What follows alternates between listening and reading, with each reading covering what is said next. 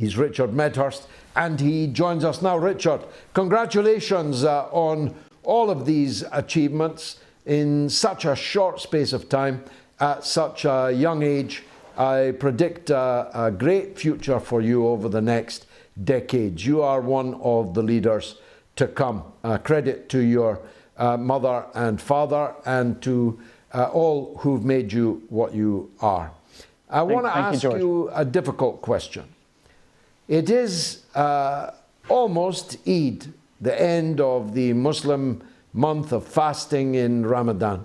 It's been a particularly difficult Ramadan for the Palestinians, and in particular in Jerusalem.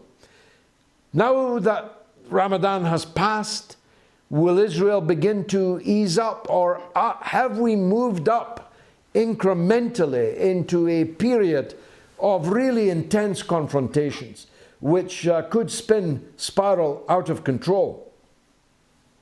Well, first of all, thank you, George, for having me on, and for your very kind comments. I'm humbled, and it's a pleasure to be here with you.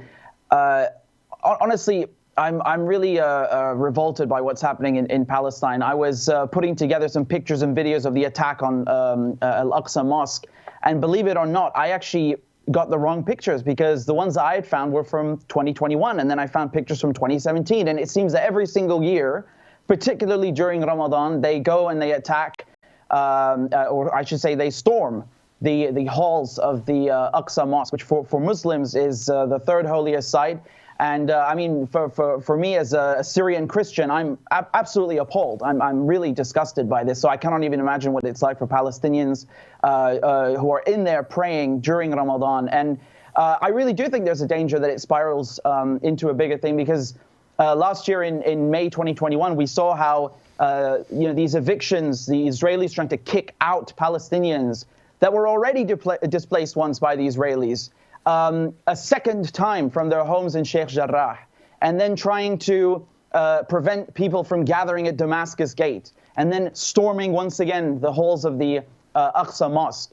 This spiraled into a war, and who pays the cost for that? Of course, it's the Palestinians. The ratio is not even comparable. We have 2,000 dead Palestinians, 240 dead Palestinians, 2,000 wounded. And if you look at the other conflicts in Gaza, you will definitely find similar ratios, where it's Palestinians who are really feeling the brunt of these attacks. And for what? For gathering? I mean, just imagine for 1 second if Palestinians were doing this going into a synagogue and firing tear gas. This is unheard of. The whole world would erupt. And if these were videos of Russians doing this to Ukrainians, the world would erupt. People would go nuclear. They would condemn it 24/7. It'd be front page news. But this is normalized now. Apparently, it's okay to see this. It doesn't register anymore as front page news even.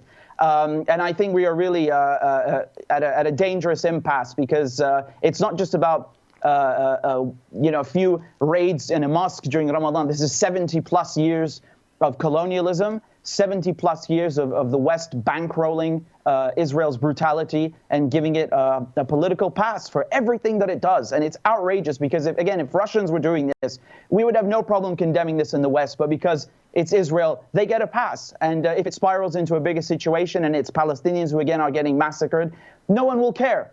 No one will care.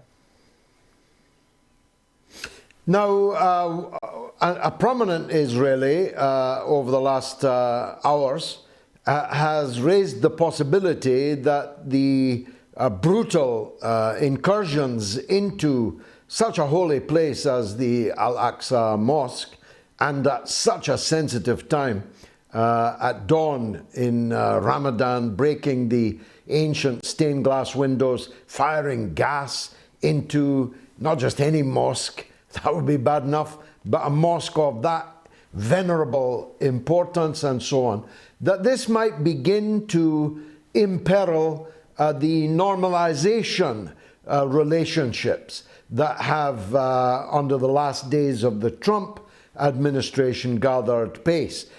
So countries like the UAE, countries like Morocco, added to the countries that long ago normalized their relationship with Israel, namely Egypt and Jordan, that Bahrain, of course, a new arrival at that staging post, that public pressure in those countries may begin to force their regimes to break relations with Israel, even though they only made them officially in the last 24, 36 months. Well, I think it is a travesty how they're damaging this building. You mentioned the stained glass, and I mean, we shouldn't forget the Al-Aqsa Mosque has been there for well over 1,000 years. You know, even if you're not particularly religious or connected to Palestine in any way, you know, we should be offended at these things. It's really an attack on human heritage, on our collective heritage. And they walk in there like it's a used car. They're just smashing windows and firing tear gas. There's zero respect whatsoever. And yesterday, the New York Times were talking about how the Russians are allegedly going into museums in Ukraine and taking their cultural heritage. I didn't see them complaining about what's happening in Palestine. And the countries that you mentioned, George, the ones that have normalized ties recently, and as you said, that's added to the list of Egypt and Jordan, I have my doubts that public pressure would change anything, because we have to understand something. In the Arab world, the overwhelming majority of people support the Palestinians. There is no question about that. And I think in every Arab country, you will find that this is true. The overwhelming majority support the Palestinian plight and their fight for national liberation. Now, the thing is, their governments are on a completely different page. You know, it's funny how we talk about, Iran and Syria and Russia, these are repressive autocracies, and they can't be reasoned with, and they don't care about democracy and Western values. I have never heard the West complain about Saudi Arabia and the UAE. You know, they seem to be fine with them. They didn't have an Arab Spring, funnily enough. And so I think that, unfortunately, no matter how much public pressure there is, because we saw that in Bahrain when the Israeli foreign minister was visiting, people came out to protest, but it's not going to change the minds of the ones ruling these Arab kingdoms in the Persian Gulf, because they're really just puppets of the West. They were put in place precisely because they serve this purpose. They are just puppets operating gas stations for the British and the Americans, sadly, and they do not reflect the will of the people. If they did, this wouldn't happen in the first place. There would be no normalization. It's just by coercion, you know, whether it's diplomatically or holding aid over someone's head, like with the Egyptians, or other means that they are able to get this through. But it certainly doesn't reflect the will of the people. The best thing to do, though, is to express outrage. Everybody should be outraged at what's happening during Ramadan, during these attacks, and otherwise. Now, Richard, you mentioned that you are a Syrian Christian. There wouldn't have been much of a future for you in Syria if the Western governments that supported the ISIS and Al-Qaeda and the alphabet soup of Islamist extremism, if they had actually come to power in Syria. And for a historical moment, it looked as if they might do so.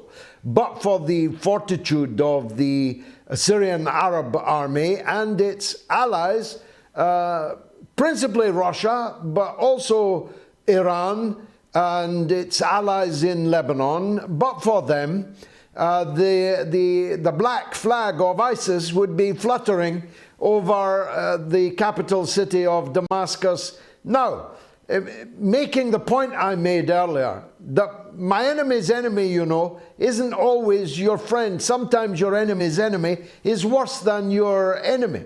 And we tried so hard to overthrow the government and the Syrian Arab Republic, even though we knew that the people that we'd be putting in power would be worse, far, far exponentially worse than any criticism that could be made of the government in Damascus as at present. But they failed. Are they still continuing, or have things largely returned to normalcy in Syria?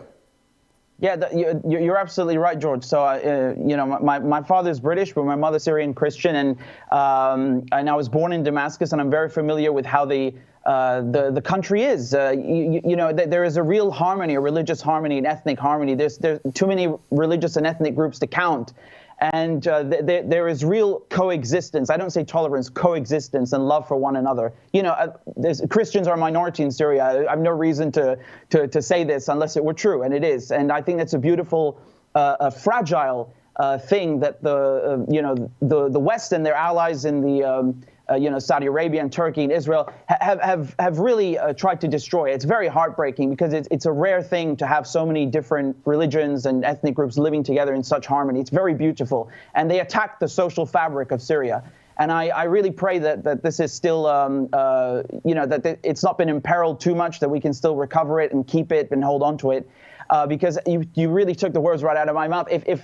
If Iran and Russia and Hezbollah hadn't come in to help the Syrian Arab army, the black flag of ISIS would be flying over Damascus. This is a fact. You know, the district in Damascus, Jobar, which is, I mean, you're basically almost in the center of Damascus. It borders a Christian area, right? And you had, I've spoken with my cousins. They can hear these terrorists at night chatting. That's how close they were. And I don't think people understand this. They think that it's a game. It's some sort of a Russian talking point or whatever, nonsense they want to say. It's not. This is the truth. It was that dire. It was that close. And I should highlight one thing, that these groups, they are really not representative of Islam. They actually, the ones that they kill the most are other Muslims, ironically, right? So they're really persecuting both minorities and other Muslims and just doing the bidding of the West. And right now we are seeing pockets of ISIS resurfacing in places like Palmyra. And even if ISIS doesn't come back in the same form as before, we shouldn't forget that in northern Syria and Idlib, you still have tens of thousands of fighters. You have 5,000 Uyghurs, which the U.S. removed from their list of terrorist organizations, funnily enough.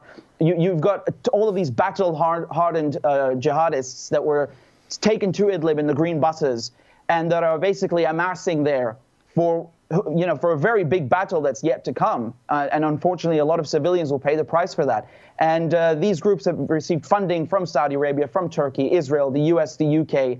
And I don't think they will be disappearing anytime soon. As a matter of fact, the Western media are trying to rehabilitate people like Jolani, who heads what is really Al-Qaeda in Syria, except they call it Hayat Tahrir al-Sham now, or HTS. And they're rehabilitating people like this. And then, of course, even if we don't see them resurge on the same, in the same capacity militarily, Syria's been chopped up into 4 pieces, and it's under sanctions. There are bread lines. People cannot get fuel. They cannot get bread. And they're starving and strangling Syria this way. And this is really the scorched earth policy that Mike Pompeo put in place with Trump, that, we didn't win the war in Syria, so we're just going to let everyone starve and suffer. And it's no surprise that Joe Biden comes in, and what does he do? He keeps the Caesar Act sanctions, and he continues the maximum pressure policy, because they are not different from each other fundamentally, Democrats and Republicans. As a matter of fact, they're indistinguishable. But again, I should reiterate, hadn't the Russians and Hezbollah and Iran come in, who knows what Syria would look like today? Maybe like Libya, maybe worse, which is, again, Libya is another beautiful country that was destroyed by NATO. And people tend to forget these things. And they claim NATO's a defensive alliance. We hear that a lot today. But they've forgotten very recent history in Libya, in Yugoslavia, in Syria, conveniently so. Richard Medhurst, thank you very much for joining us.